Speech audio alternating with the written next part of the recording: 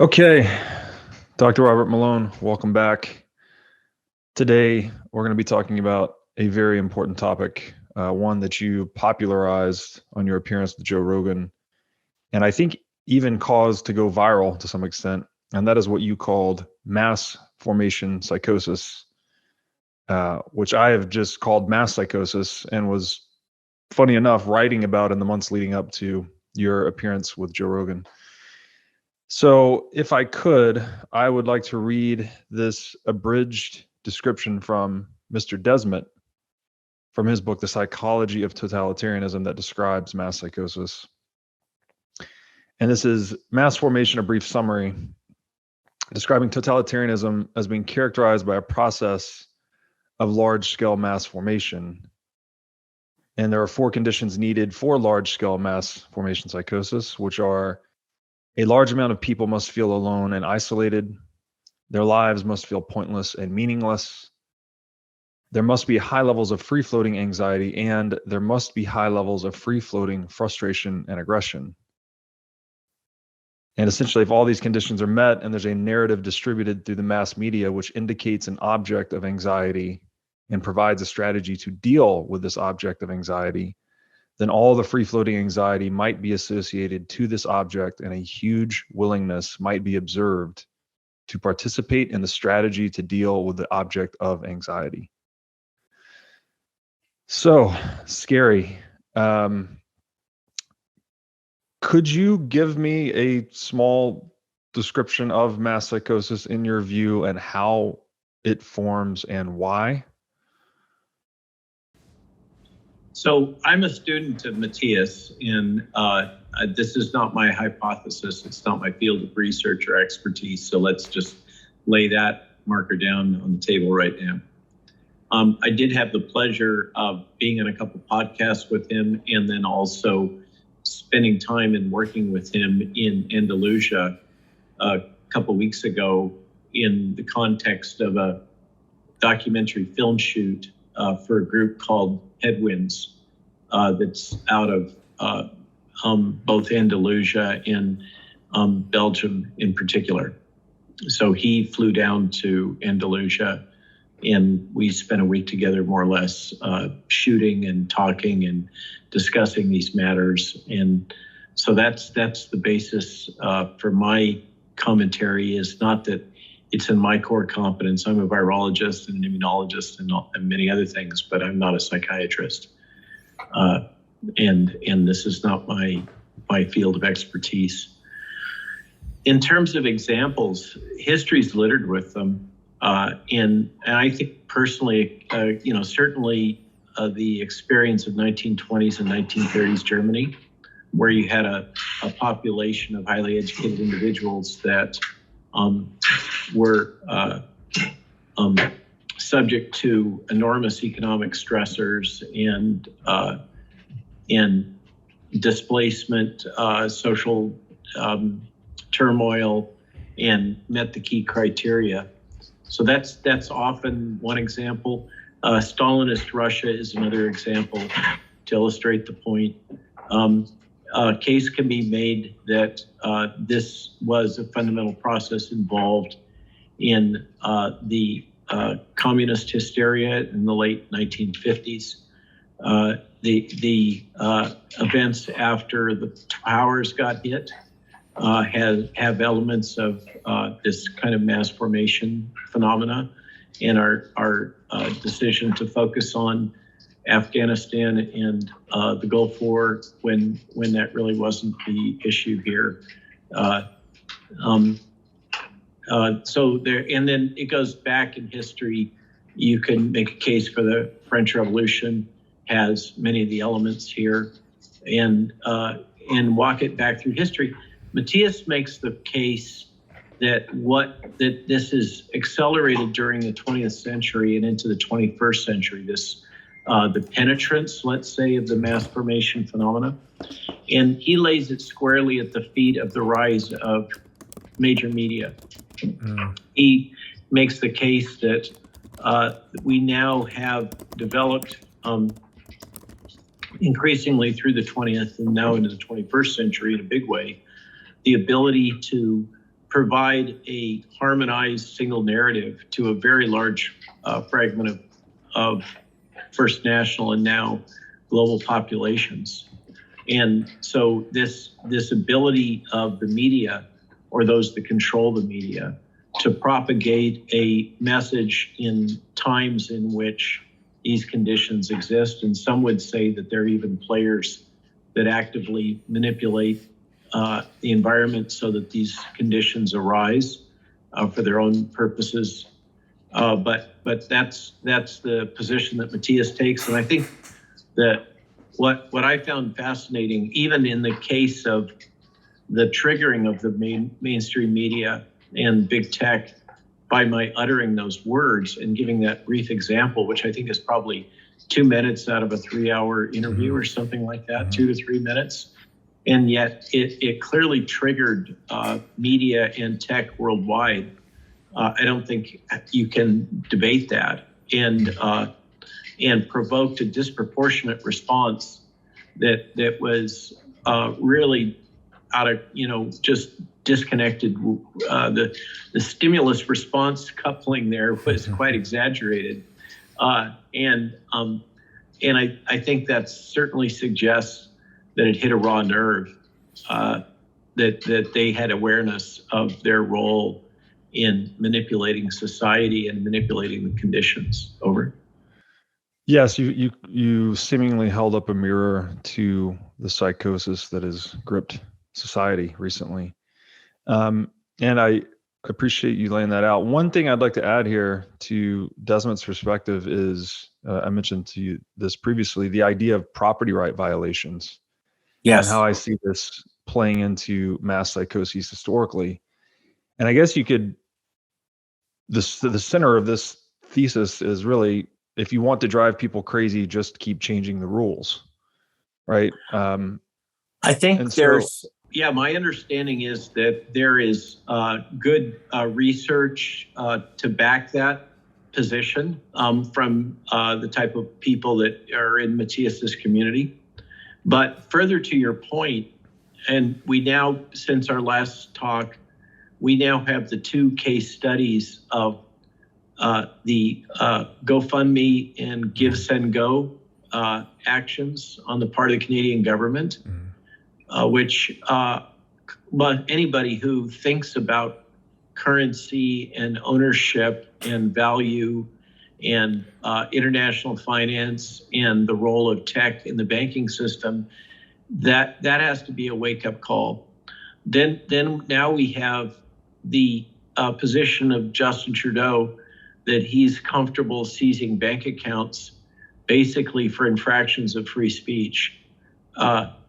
I think that we've had this long simmering concern about the social credit, the logic behind the social credit system and its potential socket with banking and capital. And then, as if that isn't enough for this particular dumpster fire, what I'm hearing from a variety of sources are projections of a major financial disruptive event on a fairly near-term horizon, coming from financial analysts and others, as the government has, I think, from your point of view, the printing of the money, a case can be made that that's actually direct theft from people who currently hold currency.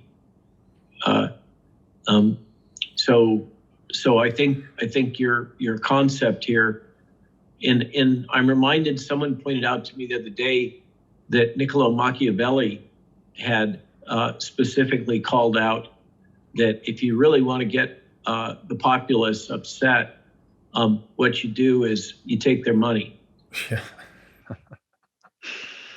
Surprise, surprise, right? The most important tool in the sphere of human action. Take it away, people get upset. I do think it runs quite deep, actually, largely because I consider money to be a psychotechnology, or at least a hybrid psychotechnology, on par with something like literacy or numeracy. So you can imagine if someone came in and started changing the definitions of words, it would make communication very difficult. Right. And similarly, if we corrupt money, it makes economic communication very difficult. And as some of the, I guess, preconditions to this, you mentioned mass confusion being one of them, or a disruption of the sense-making apparatus. And for better or worse, money is the sense-making apparatus for a lot of our major decisions, right? What you're buying, what you're doing, where you're traveling, et cetera. It's a big part of it.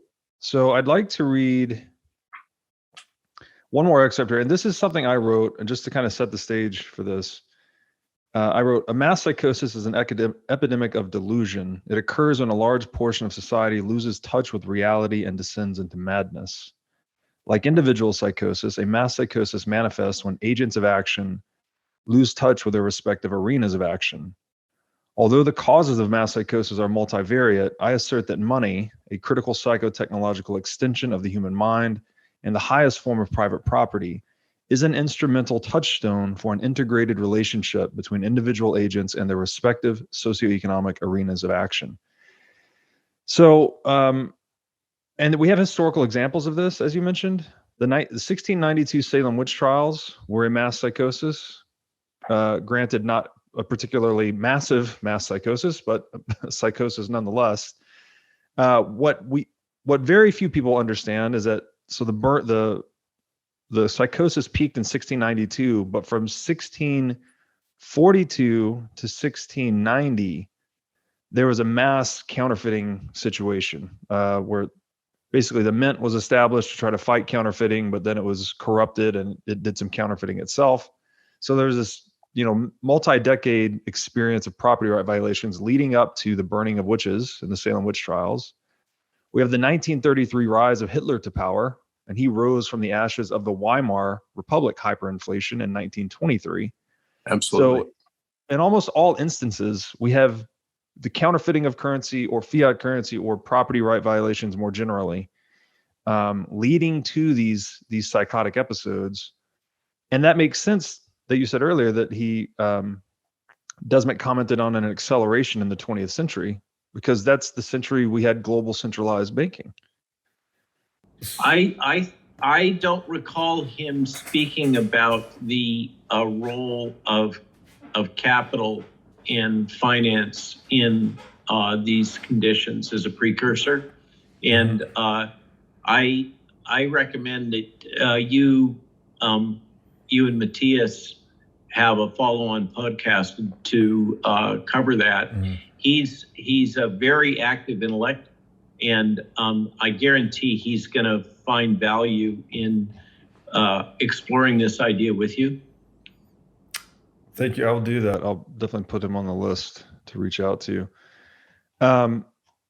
Okay, I'd like to ask you. He's promoting his the English version of his book, which is now available on pre-order on Amazon. So he's got a motivator. Wonderful. Good. I will reach out to him. So I read, this is from not your Substack, but one you linked to, that you were describing the cohorts in a mass psychosis. And you're saying that essentially it breaks down into 1/3 each. There's a third of people that are fully hypnotized, believers in the narrative. There's a third of people that are sort of on the fence. They don't know if they believe or not believe. And there's a third of people that reject the narrative and see it as false from the outset. And that could be 20, 40, 20. Yeah. Let's that add up? No. But you get the point. It's that those are really rough blocks. Often that middle group is larger than the two wings in the distribution. That makes sense. Given that typical cohort separation, what can we be doing to tilt the scales in favor of fighting mass psychosis? So what Matthias taught me was that the most effective option is for dissenters to speak, but they must do so in a non-threatening fashion. So the role of the dissenter community is crucial. in keeping the overall society from falling deeper into the process, into the mass formation is the language he uses.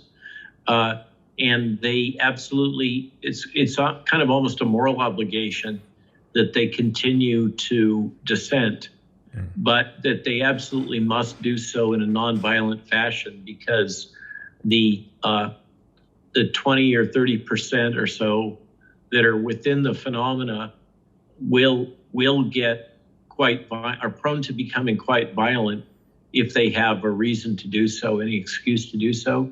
And they do actively exclude, they will work. Part of the process is that they will actively work to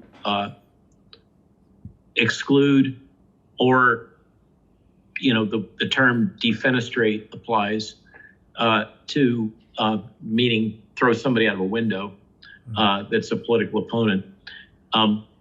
They will, whether it's violent or nonviolent or just deplatforming from Twitter as a trivial example, they will actively work to exclude those who they perceive essentially as heretics, as not comporting with the what really becomes a ritual, or a religious ritual, in the sense of Matthias talks about ritual behavior, that as the mass formation process develops, those that are within it will develop rituals and ritual truths that one must be basically obedient to. And they will consume all of those that they can that are perceived as not aligned with whatever that ritualistic behavior is, or those underlying precepts or structural assumptions. And then, having done so over time, they will begin to consume themselves. And Stalin's Russia and the Communist Party is the most clear example of that. Another thing he points out is that there's kind of two embodiments of this. One is in terms of the leadership. One is that the leader of the mass arises organically from within, and he cites Hitler as an example of that. That the mass formation process preceded Hitler's rise, and then he was able to capitalize on it and kind of gain control of it. And then there's other examples where the mass formation is triggered and the leader is imposed or arrives from an external source, and then leads the people that are within the process. But getting back to your key point, what can be done about it? What he basically, he's quite clear that the only effective is once it's fully engaged, the only effective strategy is to speak as someone that is not within the formation, to speak your truth, to serve as an objector, and that comes with significant risk, and that one is in physical danger, and one has to be very cautious about actions and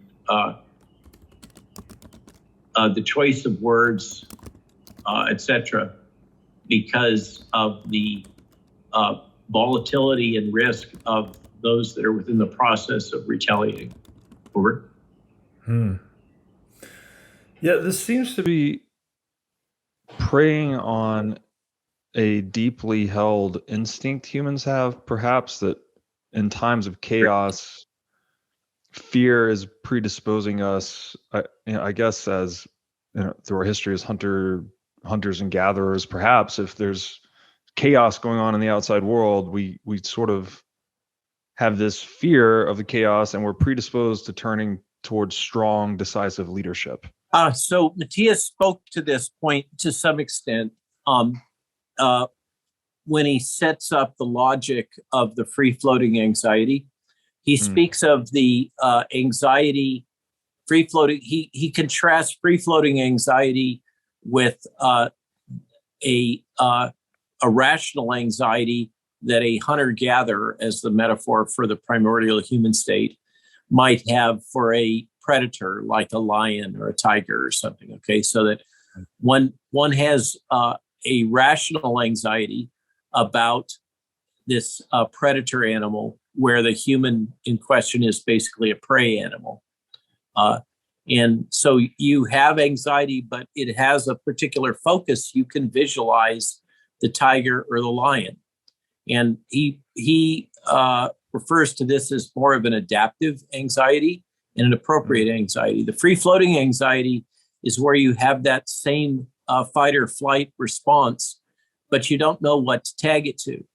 And so that's what happens with the formation phenomena, is that a group of individuals who are by definition disassociated from each other are given a mental representation of what the threat is at a time when they have this free-floating threat response, and then they're able to focus that anxiety onto that threat object that's given to them, or that they somehow encounter.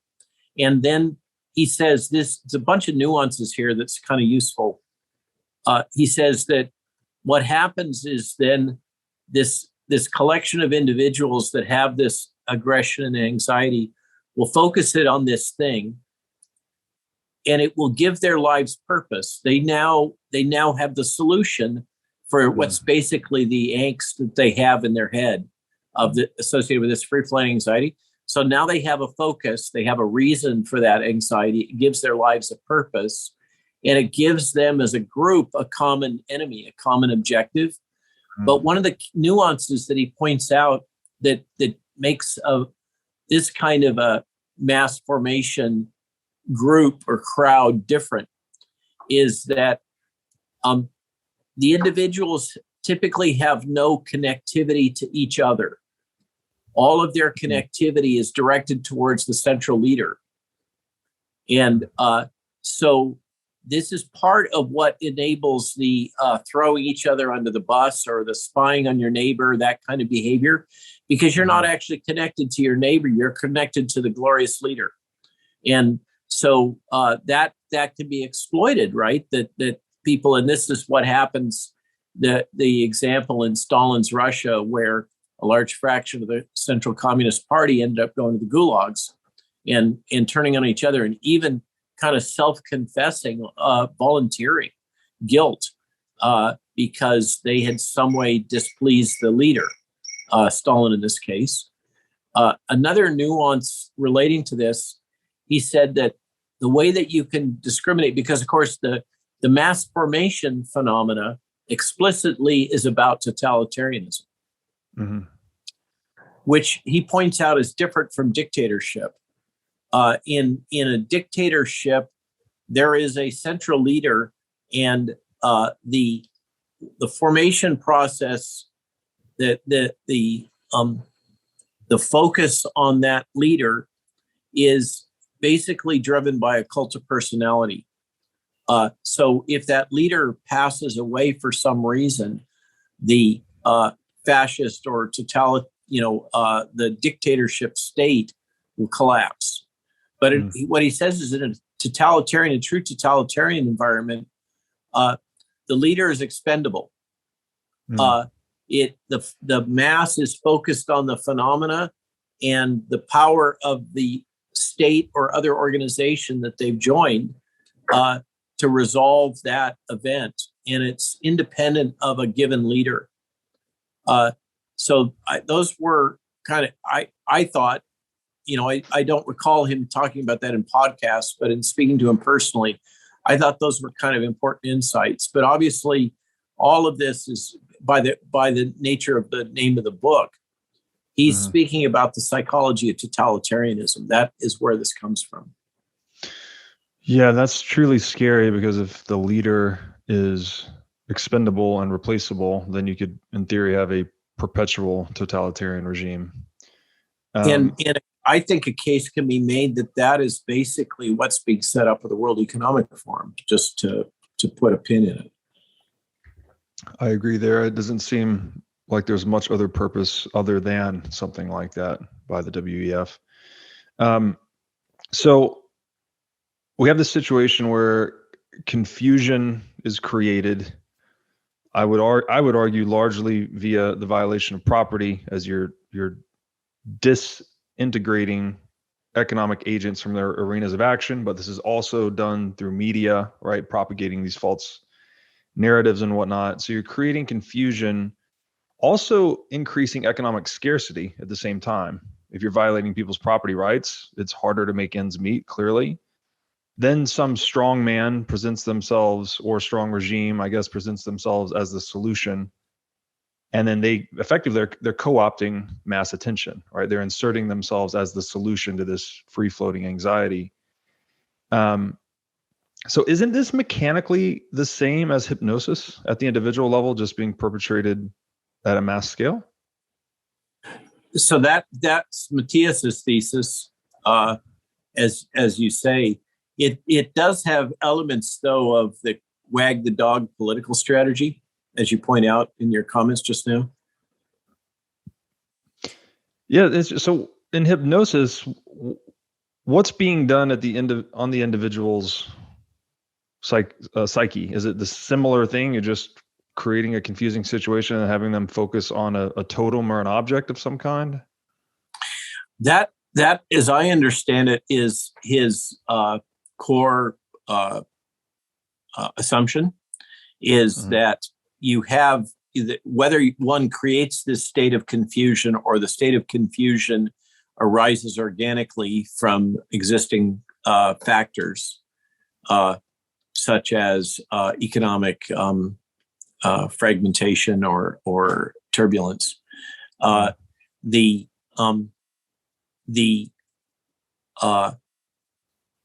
process which leads to the mass formation under this process is one where those that have these pre-existing conditions have their attention focused on a single point, which is identified as the source of their free-floating aggression and anxiety. And then typically what's advanced by the leader or organization that is identified as providing the solution. The current example would be the vaccine, and the vaccine developer, manufacturer, distributor network is the magical solution, and the one and only, the one ring that's allowed, right? The one and only solution. So that the crowd that forms identifies this common source of angst and identifies in either the technical, the solution, or those who are offering the solution as basically their messiah, their way out of this source of angst. And what this relates to another thing that Matthias spoke about, I alluded earlier to the kind of tribal ritual that comes about in this process, which doesn't have to have any functional relationship, may well not have any functional relationship to the trigger. One could make a case that masks are an example of this. Masks are a ritualistic behavior that have no scientific basis for providing the thing that is that the belief system asserts they provide, but that's irrelevant. So you see the mask wearer, the example being the mask wearer driving solo in their vehicle, right? As an embodiment of this ritualistic behavior. And the other day, I had a funny little cognitive moment of myself. I've been traveling a lot lately. And so I've been forced, because I've been spending so much time in airports, in Uber rides, right? To wear masks a lot more than I would normally. Airports, Uber rides, and then the planes themselves, they're, the mask Nazis are always there. And I went to go outside and walked by my dresser where there's a mask that I use when I'm traveling. And I felt the emotional tug of wanting to put that mask on because it was the correct behavior for moving out into the environment, right? And if anybody's resistant to it, it should be me. And yet there it was, operating at that deep emotional, psychological level, kind of bypassing the cognitive forebrain. Wow.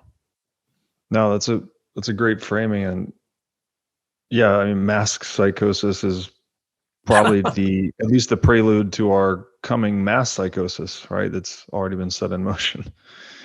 Yeah. So, there's the thesis that the masks are an intentional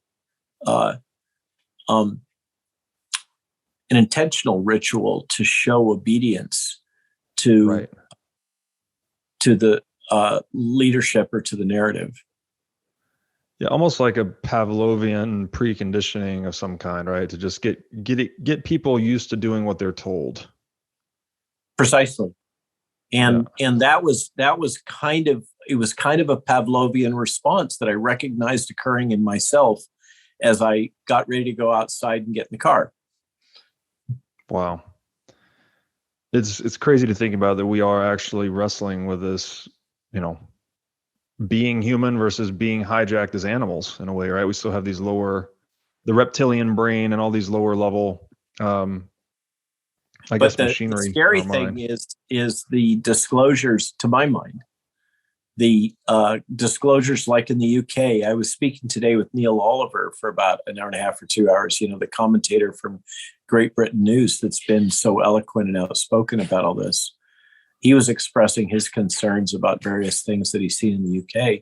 And we spoke about the nudging and other social manipulation, including via fear, that's gone on in the UK, that now is the subject of open government investigations because it was government agents. But he was very open that this has been a growing trend in Great Britain, and that it's certainly manifested in writ large here during the outbreak. And where as we were talking about what is the out for these government officials that have promoted and participated into this process that we've seen and the mismanagement. And we both agreed that they're going to have to double down. There's no way that, if some of the trends that he's seeing and I'm seeing are real, if the government officials were to fully own it, what's happened, there would be a significant risk of violent uprising. Hey, everybody. As you've no doubt learned by watching this show, Bitcoin is the single most important asset you can own in the 21st century. And one of the most important companies in Bitcoin today is NYDIG. NYDIG's mission is to get Bitcoin into the hands of as many people as possible. One of the ways they are accomplishing this mission is by empowering banks and financial technology companies to offer their own Bitcoin products and services. As a true game changer in the industry, NYDIG is safely unlocking the power of Bitcoin for forward-thinking individuals and institutions alike. Led by Robbie Gutman, Yin Zhao, and Ross Stevens, NYDIG has absolutely exploded onto the Bitcoin scene recently and has quickly become a leader in this space. So, whether you are a professional investor looking for asset management services or a company looking to white label your own Bitcoin product or service, consider NYDIG your single source solution for everything Bitcoin. So they have to keep pushing the lie further. I think that's what I see in my crystal ball. Yeah. Well said. I want to read an excerpt from your Substack now. He wrote that the conditions to set up mass formation psychosis include lack of social connectedness and sense-making, as well as large amounts of latent anxiety and passive aggression. When people are inundated with a narrative that presents a plausible, quote-unquote, object of anxiety and strategy for coping with it, then many individuals group together to battle the object with a collective single-mindedness. This allows people to stop focusing on their problems, avoiding personal mental anguish. Instead, they focus all their thought and energy on this new object, a mass formation psychosis. The group becomes increasingly bonded and connected. Their field of attention is narrowed, and they become unable to consider alternative points of view. Leaders of the movement are revered, unable to do any wrong. Left unabated, a society under the spell of mass formation will support a totalitarian governance structure capable of otherwise unthinkable atrocities in order to maintain compliance. Really scary stuff. Where are we right now in the development of this mass psychosis process? If you look at examples historically compared to where we're at today, how would you describe our current position in the process? So when I first asked Matthias about this, he basically said that the consensus of himself and those that are within his intellectual community is that it's now proceeded to a point that it is well and truly embedded, and it's going to be a time before the global society emerges out the other side. I personally feel this is a belief. I tend not to be Pollyannish, but I see signs of hope that the intervention of this term and the logic behind it is having an impact on the population already. I think it's introducing us into that truly hypnotized population, but definitely into the middle group. It's introducing a note of caution and awareness and wariness that didn't exist before. The giving a intellectual construct for people to process whether or not it's true. I mean, there's a whole God knows there's a cast of characters that funded by Google and Bill and Melinda Gates Foundation that are in absolute denial that this is a real thing and that it's actually occurring. But whether or not it actually is, I think that it gives people a framework for thinking that is maybe already starting to affect the society a bit. Mm-hmm. I'm guilty of being in a little bit of a bubble, perhaps you are too. When I was reminded by a senator the other day, I'm going to be in the Senate speaking to the Republican caucus in the near term. And I was reminded by a senior aide and a senator that the majority of the caucus is still back in the belief system that they saved huge numbers of lives with the vaccine, and Operation Warp Speed is an enormous success that they can all take credit for. And I was cautioned to be really gentle and slow in introducing ideas that are contrary to that. Basically, what was being messaged was these guys are in the mass formation, even though they're GOP, and you're going to have to walk them out of that really carefully.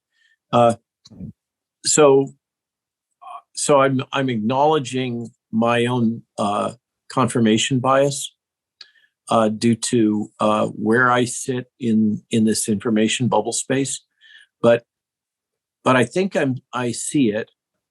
And the other thing that I hear is feedback from people that are in the population, the other end of the bell curve, those that have not been susceptible and are the dissenters.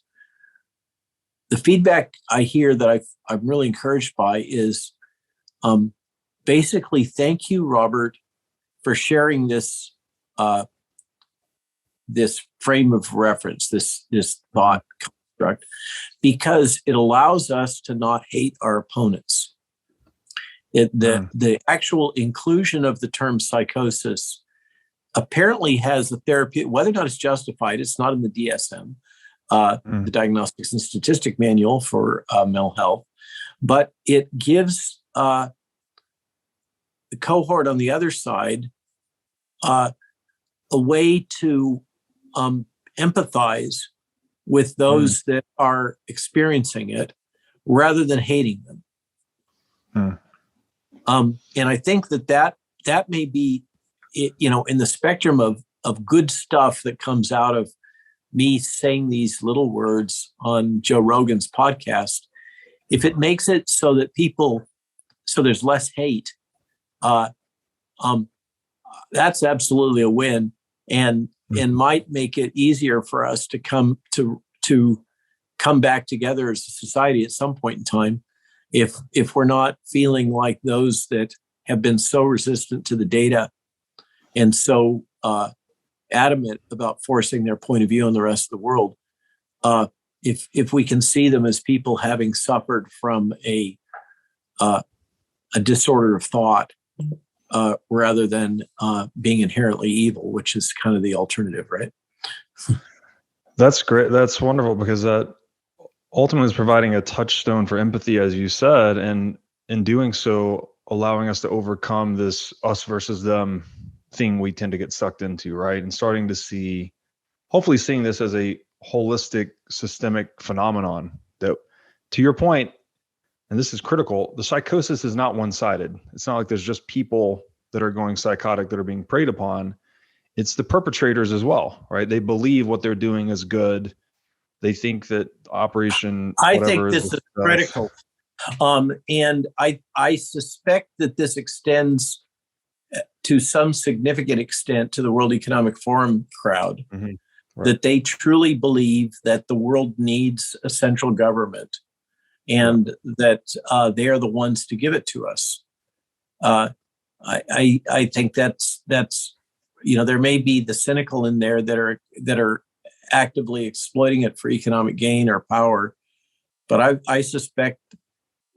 doubt that let's say, to pick a name, Pete Buttigieg is actively in there as a World Economic Forum young leader, thinking that he's going to be as rich as Bill Gates if he only plays his cards right. Yeah, it's terrible, and terrible thing to look at. And I guess embedded in all of this is this deep lack of faith in self-organization, right? We observe self-organization in nature. Why do we believe that is part of nature? We're humans. We need some, monopoly of violence or force to tell us what to do, how to organize. We don't actually need that. Nicely put. Yeah. So that's why I personally have my intellectual synthesis, the short form of the political realignment that I think I'm observing is, instead of left versus right and that old tired dichotomy, we're seeing realignment along freedom to choose versus collectivism. Right. And I'd probably modify that collectivism with a central authority providing a common narrative. And I'm with you. I think that if there's one of the silver linings that may exist is that we come through this with a renewed awareness of the benefits of an open kind of, I don't want to, open market is I prefer not to use economic terms to describe human behavior, but a society that is comfortable and finds value in a more decentralized, self-assembling way to proceed, rather than the central solution provided by a distant authority. I think that personally, if we have what I've said a few times, I said on Tucker too, even if you were someone, which I'm not, who believes in the logic of a central government, a central universal government, let's just take that for as a starting point intellectually. This crew is like the Keystone Cops. They can't get anything right. And I think that's the problem with, we've seen it in the UN. I've seen it repeatedly in the World Health Organization. We're now seeing it in whatever the central authority is that's promoting this solution of authoritarian, everybody has to take the jab, or we're going to call in the National Guard kind of logic. That these people are fundamentally incompetent, and if you concede your personal authority and responsibility for yourself in your own behavior and your own life and activities to a third person, you are at high risk of that third person being more incompetent than you would be. And even if not, they're not going to share your interests. Yeah. Right? Yeah. Well said. And for myself, drawing on what I've learned from studying thinkers like Rothbard and Mises, the line for me is it's statism versus freedom, ultimately. And statism enforces taxation, which is the only business in the world that's deriving its revenues from theft, not from mutual exchange. The only non-criminal organization. And so this, underneath all of this problem, I think, is the very obvious concept that it's easier to spend other people's money than it is your own. And it's also easier to be more frivolous with that spending than it is your own, because you have no consequences, right? If you're stealing money from people, it's very easy to misallocate that capital versus your own. So the math I've looked at here is that if we had the whole world today just using Bitcoin as money, then government revenues would fall 50% worldwide, which would imply 50% smaller government. I know this is something you said you haven't thought about a lot, but I'm hoping to orange pill you and help you orange pill your audience at some point that we really do need Bitcoin to shrink government. So as you know, the pushback I hear all the time is the subversion of cyber currency by the central government entity for their own purposes, and transforming that to enable a social credit type outcome. I find the logic of the blockchain protected currency that is based on something tangible. The computational solution to an algorithm is one. Tying to precious metals of some sort is another. But I do find the logic that having decoupled tender from some tangible has led to chronic abuse that, as you rightly point out, is inherently destabilizing.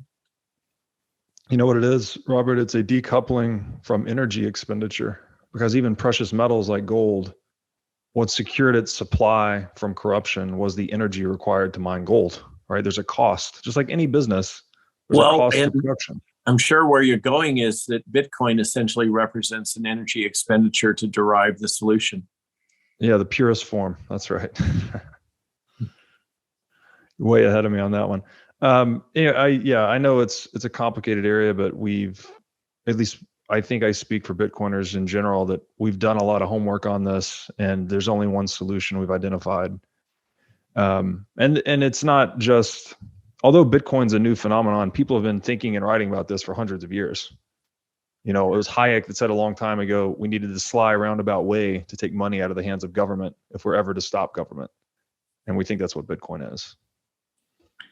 I'm reminded of a presentation that I saw in Chicago when I was a medical student at the Museum of Science and Technology in Chicago that had a presentation on money, of course, because of the importance of Chicago and trade, et cetera. And that was the first time I encountered this logic that ran through, the correlation between the skin of a deer and the buck, and that it was grounded in something tangible, but that eventually it just became the value of the currency was determined by those that were exchanging it in a very kind of an arbitrary, organic way. And so with that background, when I started to learn, I'm still very much a student of the blockchain logic, but I'm with you that it's compelling, and I personally don't have enough sophistication economically to test the hypotheses. I'm compelled that very intelligent, deep-thinking people have invested a ton of time in trying to sort this out, and are now kind of having come up with that core. They're now exploring out from that center about what a cybercurrency-based economy might look like and what the toolkit might be. I hear a variety of thinking. Some sounds a bit naive, but it's an untested world. I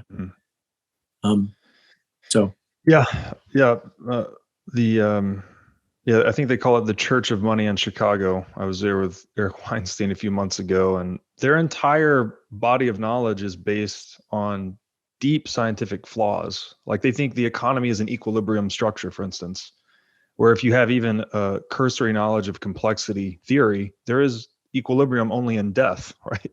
Everything's in disequilibrium all the time. So that's a whole rabbit hole, but this idea of inflation propelling mass psychosis, like Salem witch trials, like Hitler's rise to power, seems like it'd be wonderful if we just get rid of that entirely. This whole idea of arbitrary inflation, just have a money that has 0% inflation. And that's what Bitcoin is. But anyways, I don't want to get too far off on that tangent. Let me ask you one last question. I think it's a great insight. I think you need to have a good chinwag with Matthias over this. I will certainly do my best to get him on the show. I may even lean on you to get the recommendation, if you don't mind. Sure. Where does this end? I mean, you mentioned this, even by vocalizing the idea, the concept of mass formation psychosis, maybe we've given people kind of a pattern interrupt to this hypnosis. So maybe it's helping wake some people up. But I think in some of your writing, you made the point, which is maybe Matthias's point, that it's just too far gone. Like, it has to play out. So how does this mass psychosis culminate? So he refers to the endpoint.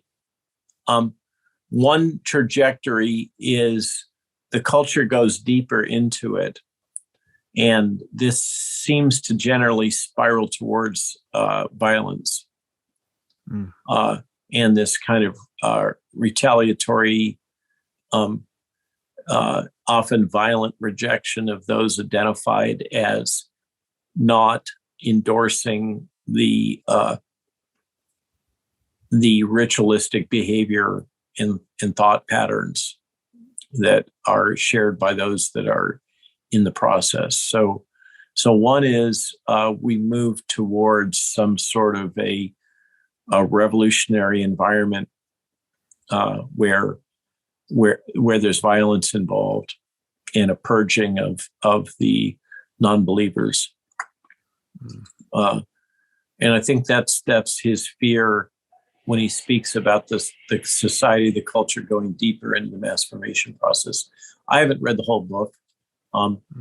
The other phenomena he's shared with me is that there may come a time when people basically, I think he even used the term wake up. And what he said was they'll just walk away intellectually and physically from whatever they've done, even if it's horrible things. They will just one day awake and act as if none of this ever happened and go about their lives and somehow psychologically set it aside. I think he might have cited the German people after the end of World War II as an example, where they didn't take ownership generally as a culture for the atrocities that occurred. They just kind of at one point resigned the infatuation with the Third Reich and just moved on and rebuilt their lives without ever coming to terms with their role. And I've seen various German films that are aligned with that, and typically the setting is that a child of parents from that era confronts them with their atrocities or their actions, and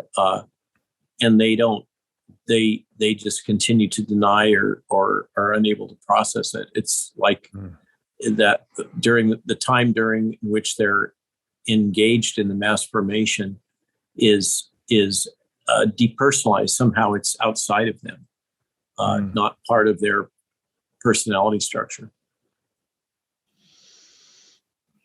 Scary. Sounds almost like some type of sociopathy of some kind, perhaps. Well, if you think of it in terms of psychosis, in terms of hypnosis, that fits. I think that's right. One of the symptoms that leads to this analogy with hypnosis is the person wakes up and they don't remember what happened before. It's out of their mind. It occurred in a kind of a subconscious state or something, and it's not part of their awakened. I don't mean in the sense of woke, but their real consciousness. Yeah, exactly. Yeah. Excellent points there. And then just to sort of reiterate here to wrap up, to fight mass psychosis, continued dialogue, continued dissidence, these are all important. I've also read that parallel structures are important. So if you can, to whatever extent you can establish yourself outside of the regime entirely, clearly that can insulate you. The idea of humor as an adaptive mechanism to coexist in an environment where this process is occurring. Yes, exactly. Again, through the Bitcoin lens, like to have money outside of the whole system is important to building those parallel structures or communities. The idea of humor and making fun of these aspiring tyrants, I think, is so important. Did you see JP Sears' clip on mass formation? I had JP on the show recently. I haven't seen his clip yet, no. So he sent it to me. I think he just put it out Saturday. I actually incorporated in one of my talks, like within an hour of when he sent it to me. He uses the metaphor of being a weatherman, in the not in the 60s sense, but in the broadcast news sense. Speaking about mass formation as like a climate disturbance. It's a wonderful metaphor, but like you say, he uses humor. I posted that in people. I think it makes it that's an example where using humor made the logic and the information accessible to people that otherwise found it too esoteric or academic. Yes. Yeah, it's a great example of that. We wrap it in humor. It's a better delivery mechanism for some of these important messages. Another way to fight back against the mass psychosis is the turn off the news or distance yourself from what I think you call the fear porn. John Prine, blow up the TV. Yeah, exactly. And then this one I thought was really interesting from your writing, just refocusing the collective attention on a bigger threat, right? So pivoting from COVID to the rise of global totalitarianism, for instance. So Matthias, this is not my idea. This is Matthias's comment, and that this he in some of his earlier podcasts spoke about how raising the specter of totalitarianism seemed to be particularly effective at shaking some people out of their COVID hypnosis, because they are able to perceive global totalitarianism as a bigger threat than a virus like this that has a fraction of a percent mortality. But he cautioned that if one does that, so he advocated, this is why I started talking frankly. This is why I started using the language of totalitarianism, because it was Matthias's advice that it was the one term that seemed to be particularly effective at getting people broken out of their hypnosis about COVID. But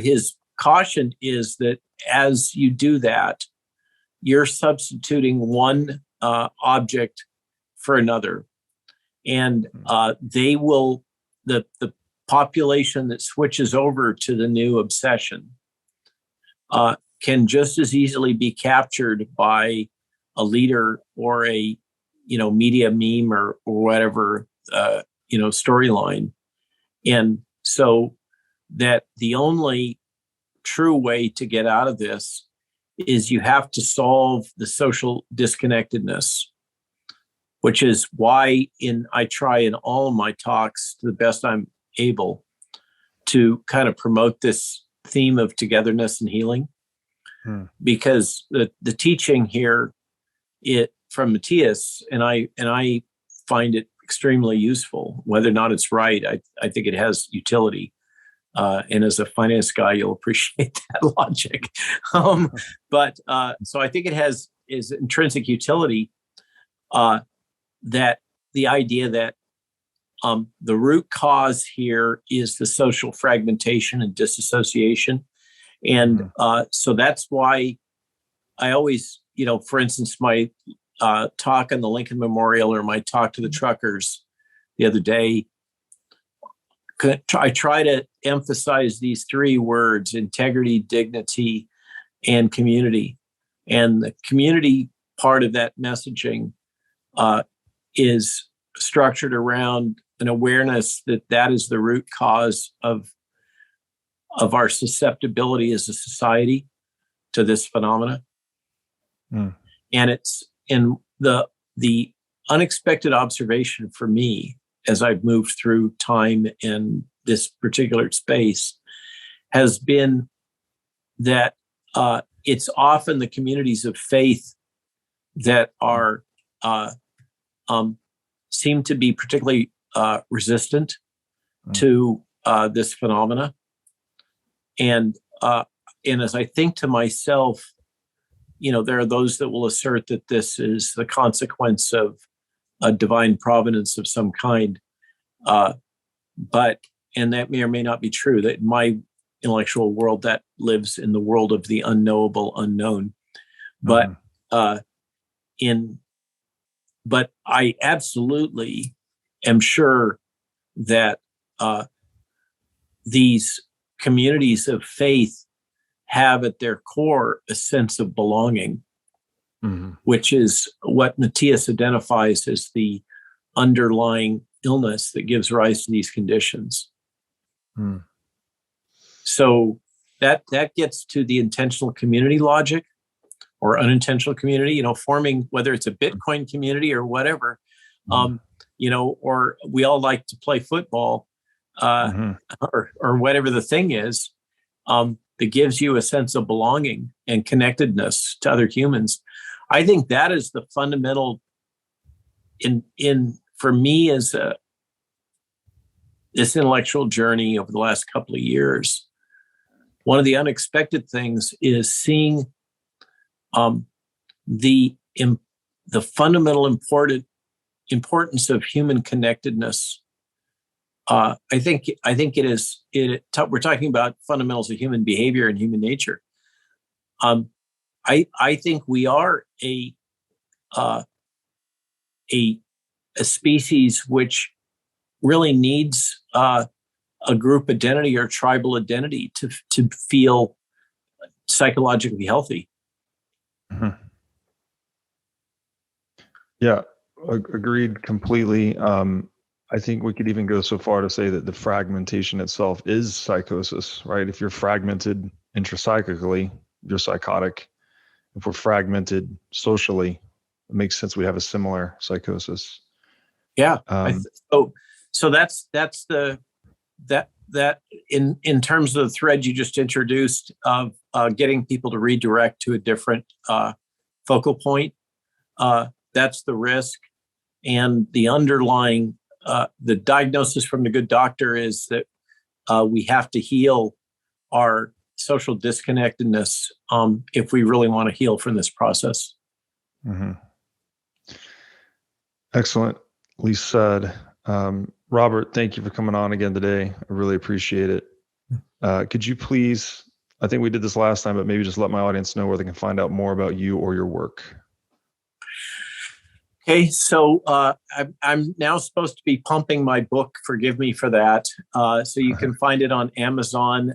The publisher, Tony Lyons and Skyhorse, the people that did Bobby Kennedy's book, have told me I need to pump this. So it's The Lies My Government Told Me. I think that's the title. You can find it on Amazon.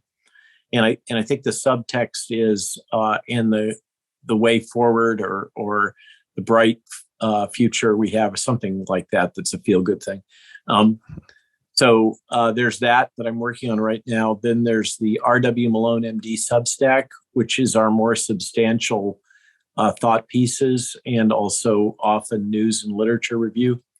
And then Getter and Gab is our daily chatter of, hey, pay attention to this, or my buddy just posted this thought and you should take a peek at it. That on our website, rwmalonemd.com, we post, we have a Rumble account now, and we have various little blog pieces and often key data or PDFs or something that we'll refer to in the Substack we post there. Then there's the globalcovidsummit.org, which is the International Alliance of Physicians and Medical Scientists, and the Unity Project, unityprojectonline.com, is the organization that pays me a little stipend for serving as their chief medical and regulatory officer. They're the group that is focused on resisting the mandates for the children. Thank you, sir, for all your work. We will link to that in the show notes. Robert, really appreciated it and really enjoyed this conversation. Good. Thank you, Robert. And let's get you and Matthias hooked up. Let's do that. Thanks so much.